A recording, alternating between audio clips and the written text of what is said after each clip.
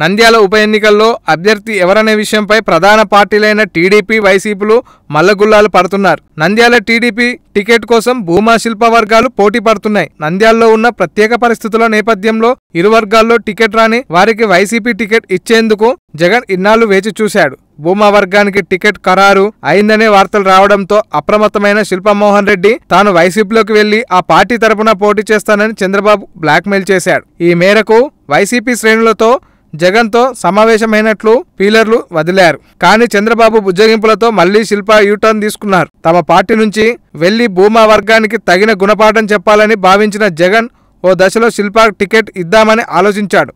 కానీ శిల్ప అవకాశాన్ని రాజకీయాలు చూసి అలాంటి వారిని పార్టీలోకి తీసుకోవద్దని డిసైడ్ అయ్యాడు. కాగా నంద్యాల టీడీపీ టికెట్ ఒకవేళ శిల్ప వర్గానికి ఇస్తే భూమా వర్గం తమ పార్టీ తరపున పోటీ చేయడానికి ఆసక్తి చూపితే వారికి ఇద్దామని కూడా జగన్ ఓ దశలో అనుకున్నాడు. కానీ భూమా వర్గం కేవలం టీడీపీ టికెట్ కోసం తమతో డ్రామాలాడుతుందని గ్రహించి జగన్ ఇక ఈ రెండు వర్గాల డ్రామాను తెరదించాలని స్ట్రాంగ్ గా డిసైడ్ అయ్యాడు. భూమా శిల్ప వర్గాల మధ్య ఎవరు పోటీ చేసిన వారికి చెక్ పెట్టేందుకు జగన్ బలమైన అభ్యర్థి నంద్యాలలో దింపాలని భావిస్తున్నాడు. తాజాగా వైఎస్ జగన్ నంద్యాల వైసీపీ అభ్యర్థి ఎమ్మెల్యే కోటాలో ఎమ్మెల్సీగా ఎన్నికైన గంగుల ప్రభాకర్ రెడ్డిని ఎంపిక చేసినట్లు తెలుస్తుంది. కర్నూలు జిల్లాలోని భూమా శిల్ప వర్గాలకు ధీటుగా నంద్యాల గంగుల వర్గం ప్రాబల్యం వహిస్తుంది. వారికి సరైన ప్రత్యర్థి గంగుల ప్రభాకర్ రెడ్డి ఒక్కడేనని జగన్ భావిస్తున్నట్లు సమాచారం. ఇక నంద్యాల స్థానికుడు వైసీపీ ఇన్ఛార్జి అయిన రాజగోపాల్ రెడ్డి పేరు పరిశీలించిన భూమా శిల్ప వర్గాలకు ధీటుగా ఎదుర్కొనే సత్య ఒక గంగులకే ఉందని వైసీపీ శ్రేణులు కూడా అంటున్నారు. దీంతో